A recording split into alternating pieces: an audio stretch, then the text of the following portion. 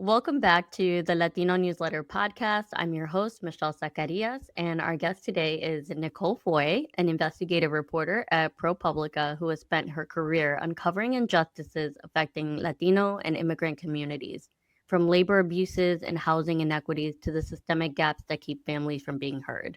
Nicole was formerly the Central Valley reporter for the California Divide team at Cal Matters.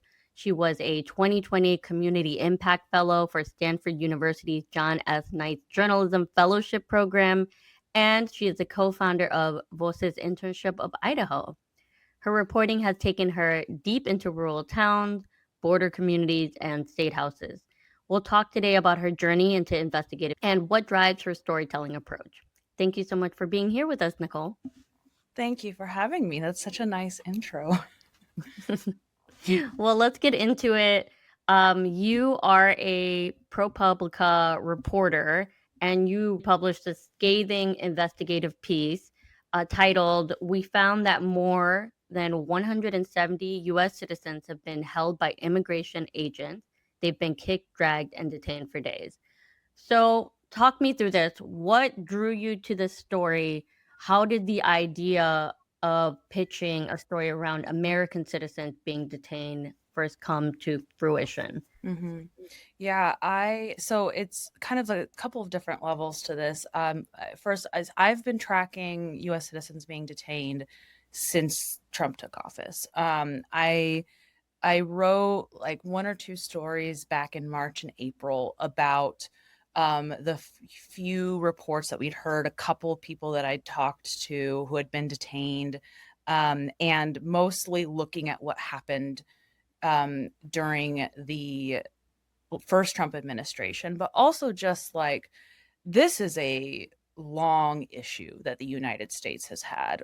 Every time that we have made immigration enforcement a very intense priority and thrown a lot of resources at it, we have then detained and deported many US citizens. So it's not a unique problem. And experts were warning that, like, when the system already has this problem, where if you're trying to deport large numbers of people, citizens get caught up in this.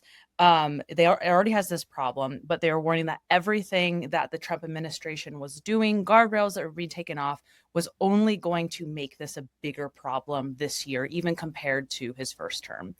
I especially noticed it when we were working on a story about immigration agents breaking car windows in order to increase arrests of people. And so many of the people, like in some of these most horrific videos and cases that we reported out, were citizens, whether they were the target, the mistaken target of this arrest, or whether they were just kind of like bystanders who were in the car with their husband, with their uncle, or U.S. citizen kids in the car while their father is arrested. And it was actually my editor who was like, "You've got to do an update." And I was like, like we already wrote about this. Nobody cared, And he was just like, I think people might care now. Like, there's a lot. Like, your list has a lot of people, and so I have to give him credit for that.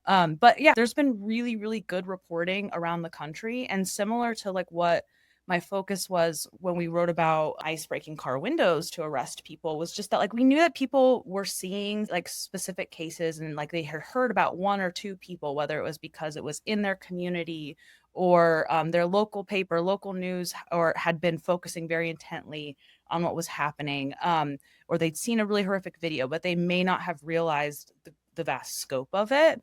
And especially they may not have realized that, like, there was tons of coverage of how many US citizens were arrested in the Los Angeles area, but people maybe thought it was just happening in LA and just during the summer when there was a very heavy enforcement. And we wanted to kind of dispel that notion that it was only happening in certain parts of the country, and that we were really seeing the consequences of what happens when a promised intense immigration enforcement push goes out across the country into American communities in ways that we have not seen them do for decades. The point that you made that hits so close to home for me is like sometimes you write about these really important issues and you're like, nobody cares. I'm just reporting this out into the abyss. But like, obviously, in this case, people did really care about this. Mhm. I've seen this report cited everywhere, and I know, as a reporter, we can only really put out what we have hard evidence for, what we can substantiate, what claims we have based on evidence. So I'm Mhm. wondering, with this number that you guys reported, do you feel like this is just the tip of the iceberg in some ways? Yeah, I think so. With the number that's in my story, at least 170, more than 170, honestly, Americans being detained. It is a vast undercount. First, that count only goes for the first 9 months of the year through October 5th. I feel like the second I published this story, it just suddenly there were way more cases coming out of Chicago. Yeah, yeah. And it's so, interesting that you bring up Chicago because I feel like in terms of documentation, Chicago, which is my hometown, Mhm. one of the most effective cities in terms of like documenting a lot of these incidences. And I know that local journalists out there have really mobilized and come together to try and create sort of like a cohesive network of documentation.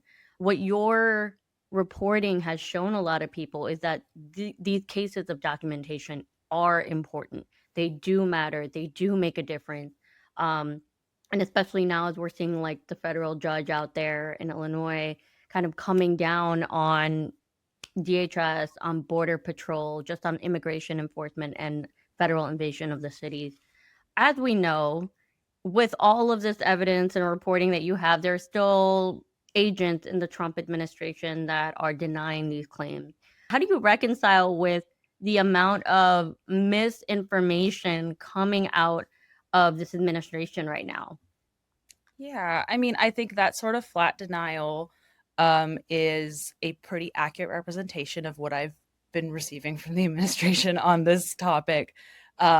On the big picture, at least when it comes to the last 9 months, they have either said very firmly, yeah, we're not arresting citizens. We would never deport a U.S. citizen.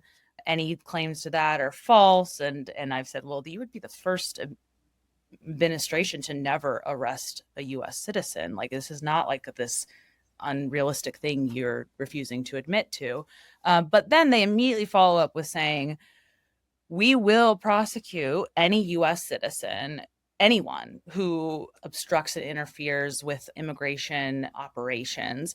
And in many cases, like, yeah, I think it's very interesting because on the one hand, like, that's their blanket statement, but they have acknowledged that many of these people that they have arrested that are caught on camera, they've responded to individual cases for other local media when they've reported it and said, like, usually with some type of disclaimer of, well, they were arrested because they were throwing a rock at law enforcement. They were, but they've acknowledged that they have arrested these people. But of course, I think their definition of arrest or being held generally like differs from the public's understanding. The way we counted it was simply like, were you held against your will?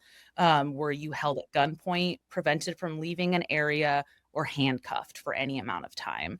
So that was just kind of like our hard line. And someone held in handcuffs for a couple of hours in the back of a van while they're driven around the city, which is something that happened with some of these people. Um, DHS may not be recording that as an arrest. I have no visibility into that. I think that is maybe not what the like average person's understanding. Like, I don't think they would agree. I think they would very much consider that person held against their will and not able to leave. But it gets much worse too for people who have been documented as spending days in federal detention along with immigrants who are kept in these similar conditions, and without access to a lawyer, sometimes without access to even a phone call to let family members know where they are, without access to sufficient water and food or medical attention. The facts of their experiences being held for days in these areas is not something that the government has ever disputed. They've just had a reason for it. They've said, for example, I'm thinking specifically of George Breathes, who was kind of caught in a protest in Camarillo, California, where they said they didn't deny that he was really like just disappeared for several days. His family had no idea where he was. They literally like were pleading on local news, asking people for help to find him. They said, well, he became violent and was arrested for assault on an officer. That statement, which came, I'll note, like after months of George appearing on every single media possible, sharing his story relentlessly. That came months after it happened, and that was the first time that he ever learned what he was going to be charged with, because they did not tell him when he was arrested, did not tell him while he was in detention for 3 days, and did not tell him when they released him without charges. Even reading through like the different testimonies in your report, first of all, just really amazing that you're able to get people to kind of open up and trust you with these really vulnerable stories and testimonies. I remember one of the things that you wrote about that stuck out to me was that there was, in your review of all of these cases, a number of children, right? Like there were very young individuals who were being detained, as well as a couple of cancer patients. And so, just knowing what we know about the conditions of these detention centers, we know that those people are not being given access to their medical needs. As you're documenting, as you're reaching out, how are you getting people to really like open up and trust you? Obviously, you have the name ProPublica behind you, but I don't think that necessarily every single person understands the, I guess, weight of that affiliation either. I do want to note that I was not able to speak to every single person that we documented. This reporting was very much built on the backs of very strong local reporting around the country in ways that I have not seen before. A dedication from the public to film every single interaction with immigration agents, because people on the street are filming. They're filming what happens to their loved ones and their neighbors, or even absolute strangers that they've never met before. And that kind of documentation is really important, especially when we are dealing with a government that will very relentlessly put forth their own version of the facts, even sometimes when our own eyes tell us differently. And so having that documentation, having that evidence is incredibly helpful. Filing lawsuits is incredibly helpful. But yeah, I think just like to get back to your original question about talking to people about these vulnerable moments, not everybody wants to talk about it, but some people, I think especially like of people like Leo, the young man in Alabama, like he works in construction. Like he's busy. Like whenever I text him, he'll be like, "Hey, I'm driving to Pensacola. Like I got a job. I'll call you back later." Like whenever I'm like checking something else. Like he's busy. These people have their own lives. They're very often like really hardworking people who like this is not their the thing they thought they would be doing with their lives. But like someone like Leo has said, like, first of all, his decision to speak out, and he's filed a lawsuit in Alabama. His decision to speak out is one for self-preservation. Like he's been stopped by immigration agents twice on the job. He sees no reason to believe why this would not just continue. And also too, I think they've often talked about just not wanting this to happen to other people. This was a horribly traumatic situation for, I just think specifically about like Leo and George, two young men on opposite sides of the country who went through deeply traumatic experiences and came out very determined that this should not happen to other people, and it certainly shouldn't happen to them again. They were and also too, like I think especially the case of Leo, like they had other consequences in their family. His undocumented brother, who was the reason why he started filming, this raid on his work site in Alabama, in the first place, his undocumented brother was really violently arrested in front of him and deported.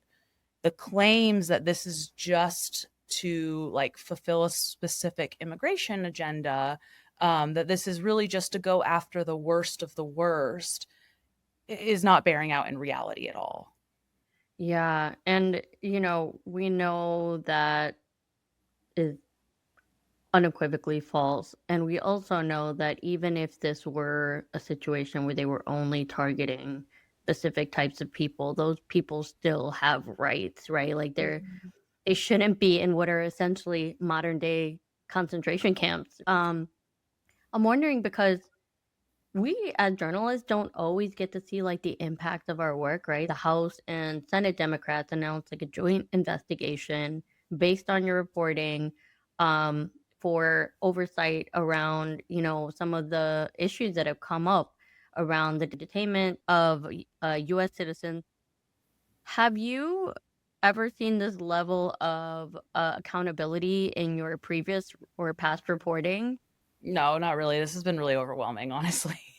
But I think it's definitely like the best that you could hope for when you do a story like this, especially when like covering this administration and seeing, so many reporters around the country write about the same issues over and over, and like people in different, completely disparate communities, raising the same concerns. That's one of the things that I just wanted to do, which is like just put it all together and be like, the government is telling you one thing here in California and trying to pretend like it's unique, but they're also telling people the same thing in Chicago and in Texas and in Alabama. And it's like, either this is like, it stops being like just a bug in the system, and instead it's clearly the system, once you can put everything together and show that. And when you don't hold the line earlier on for due process rights for everyone, which is what is guaranteed under our Constitution, then inevitably everyone will feel the effects of government overreach and oversteps. Um, I'm wondering, because you have been reporting on immigration for so long, what is the biggest shift in terms of your reporting from, say, like the Biden Obama administration, to Trump 1.0 to Biden, and then, now? I think one of the biggest changes that I've seen, which also directly leads into maybe why we're even seeing even more citizens being like held and detained by immigration officials, is that truly I don't remember this level of in the streets like resistance, like city by city, and people really, trying to stop immigration officials from completing arrests in their community. I think that because one of the categories that we kind of just had like two big buckets for like the type of cases that we were looking at, where one is, more than 50 citizens who they appeared to like they were detained or held because people questioned their citizenship. But there was actually a far larger group of more than 100 and around 130 citizens who were detained either at protests or just like amid raids, and they were accused of interfering and obstructing in some way. And I think that again, that's one of the differences, and they're obviously very intertwined, because people would not be reacting this way if immigration officials were not entering our communities in these unprecedented ways. And, of course, like there's many of these cases where people have been accused of assault, of obstruction charges, and they've never been charged with it, or those charges and cases have been dropped. So like, taking with a grain of salt those claims by the government. But I just think those two things are tied together. Like, one of the reasons why we're seeing citizens caught up in this immigration enforcement is not just because of like the system being built in a way where they're not where there is always allegations of racial profiling, and there are always people who get picked up mistakenly, but also there are just many people pushing back in the community as officers move into communities that do not want them there. Like, they just frankly do not want them there. And that ends up having consequences. Immigration officials can respond to that in ways other than arresting people for assault and obstruction, but that is often what they're doing. I have been honestly very shocked by the amount of Latinos who are either like pro ICE or voted for Trump. And I do think there's been a little bit of a shift since the administration has gotten the ball rolling. But what are you seeing on your end in terms of consensus? Have you been shocked by any of the responses you've received? I don't think maybe shocked is the right word. I mean, we all know that many young Latinos are increasingly getting most of their news from podcasts, from YouTube, from social media, and those spaces are all far more hyper partisan than more like traditional news outlets. And so that means that it can be very easy that if you are only getting your news from YouTube and you are pretty conservative, are supportive of this administration, you are never going to see any of the evidence of any abuses. Like, just genuine. That's the way that our algorithms are working, which is really terrifying, because there's nothing wrong with getting your news from these spaces. But what is really terrifying is how our social media algorithms will just kind of feed us these like self-fulfilling stuff that just feeds into what we want to see and what we want to think. And so I think that I haven't been super shocked by that because of that. But also, too, I think historically, ICE and Border Patrol in particular has been heavily Latino for a long time. So I guess it's just like, it is just the reality. I think some of the responses that, again, I'm a very deeply cynical person. So I like some of the responses were something that I was honestly a worry that I had about putting a number on. It was not just about like, it was just, I was worried because it's, I know it's an undercount. I know it's only a snippet of what we know because of like responsibility to verify everything that we put out there. And also too, just like genuinely, there's so many areas I'm particularly familiar with areas in the South or in the Mountain West where there's not a lot of resources for immigrants and not a lot of news that is covering immigrants very well. And so these stories just get lost. But so I was worried about, and it was like kind of right on schedule. Like, I think there was a lot of silence from people after this story, and then it was immediately like 170. That's not bad. That's a great error rate. And I was like, okay, like that, like that's one of those responses where like I have to say, like, I did assume that would be a response. These are just the people that reported. These are just the people that came forward or were documented somewhere, right? Like you mentioned. Mm-hmm. So that error rate is actually likely higher. Mm-hmm. And it's interesting that the response has, would be that, as opposed to, oh my, that's 170 people who were unjustly detained. But like it's interesting because I always, whenever I put something out into the universe and I never know what the response is going to be, and then the response happens, I feel like I have like mentally somewhat prepared for it, but I always have like an initial visceral response, like, how can people not get this? Or do you have those moments? Because like now your work is much more widespread because of the outlet that you're affiliated with. Would you say that like you feel much more like there's more eyeballs on you now? Yeah. I would say that something that makes me a really bad journalist is I really hate attention. Like, I'm finally emerging from like wanting to hide under a rock for several days.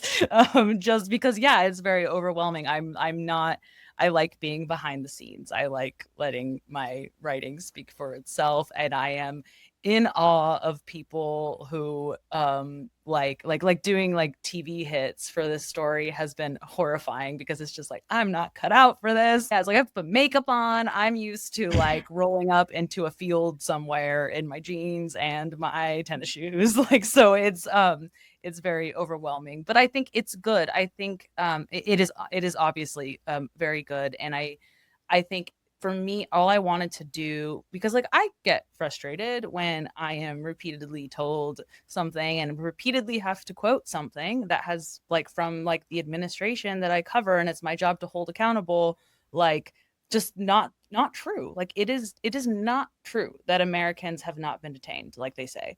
Like so I it is really frustrating to have to just like quote that line over and over again instead of like honestly getting like an involved substantive discussion that I have asked for multiple times with many of these officials of just like, hey, look, like this is a problem that every administration has had. This is a problem that oversight agencies have told you that you should fix, and so you have been given advice for how to fix your systems, how to fix your approach, what these things that you're supposed to do.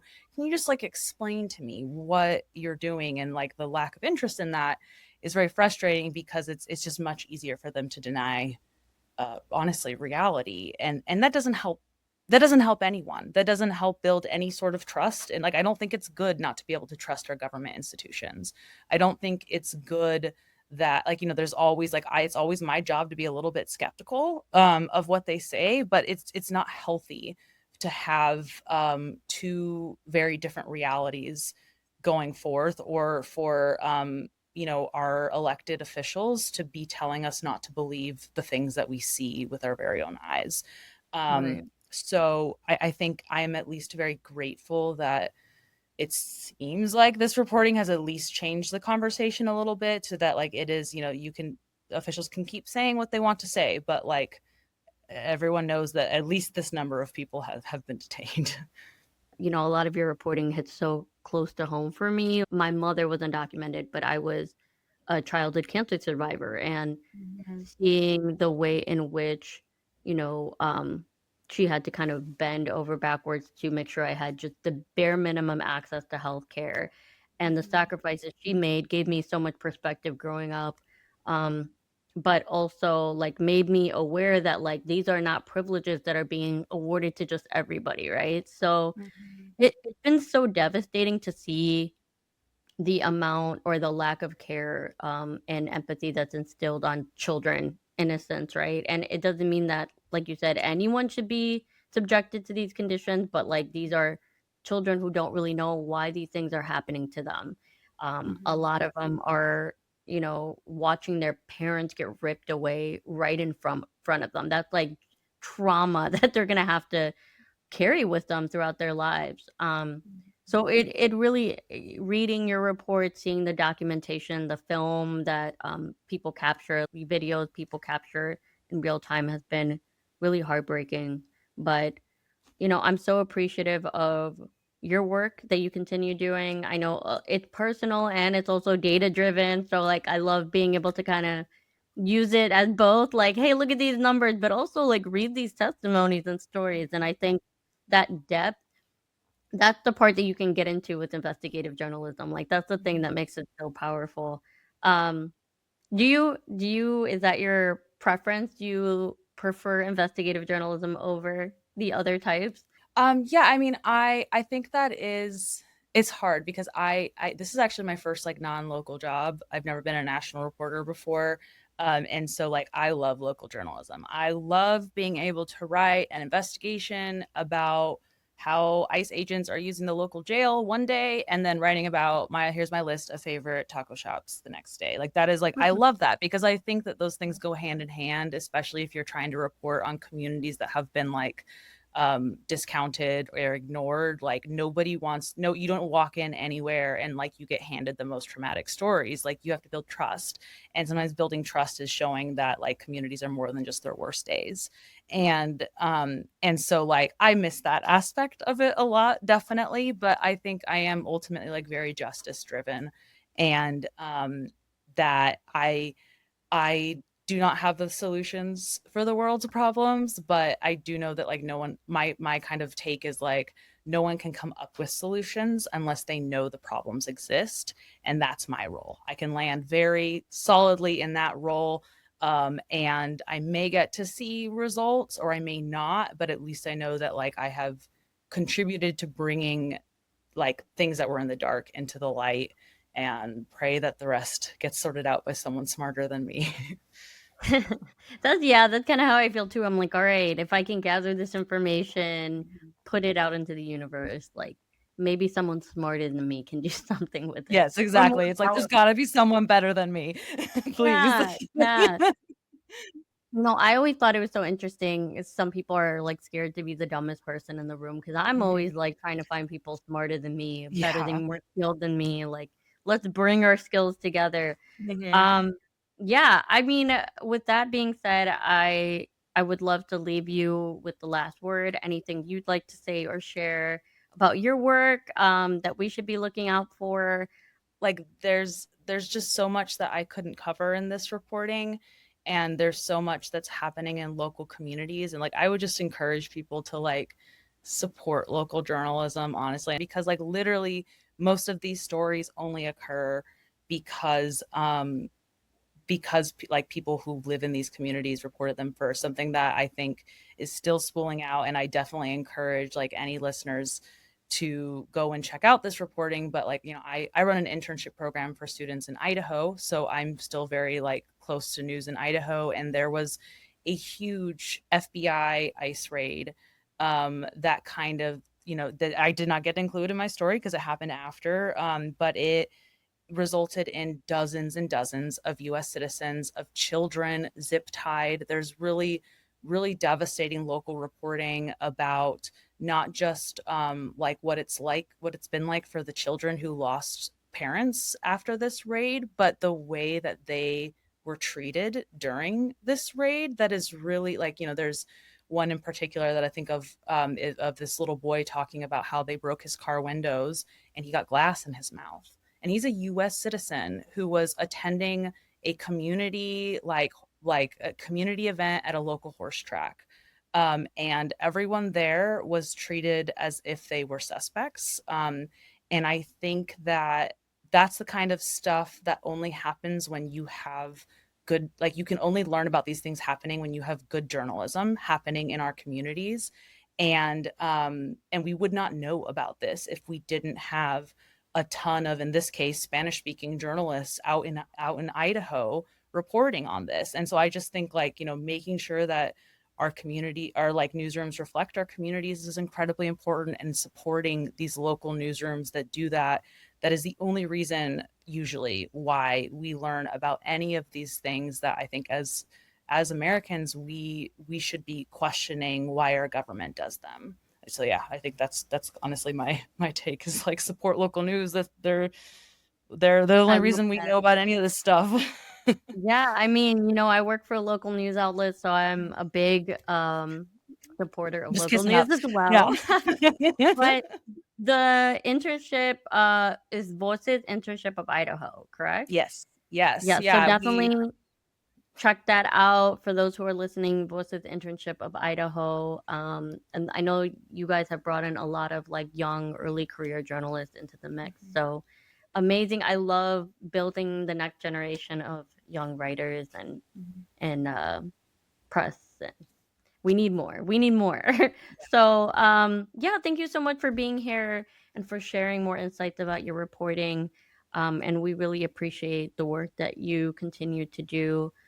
So thank you so much again. And that is this episode of the Latino Newsletter Podcast. I'm your host, Michelle Zacarias. If you're interested in checking out more of Nicole Foy's investigative reporting, be sure to look her up at ProPublica.com. And don't forget to like, subscribe, and follow us on social media. Until next time. This episode of the Latino Newsletter Podcast was produced by Julio Ricardo Varela, Joaquin Cotler, Juan Diego Ramirez, and Michelle Zacarias. It was edited by Julio Ricardo Varela. Music by a cast of characters via Soundstripe. Season 2 of the Latino Newsletter Podcast was made possible through individual donations and the Latino Media Consortium. The views and opinions expressed in this podcast are those of the guest and host and don't necessarily reflect those of the Latino Newsletter or its staff.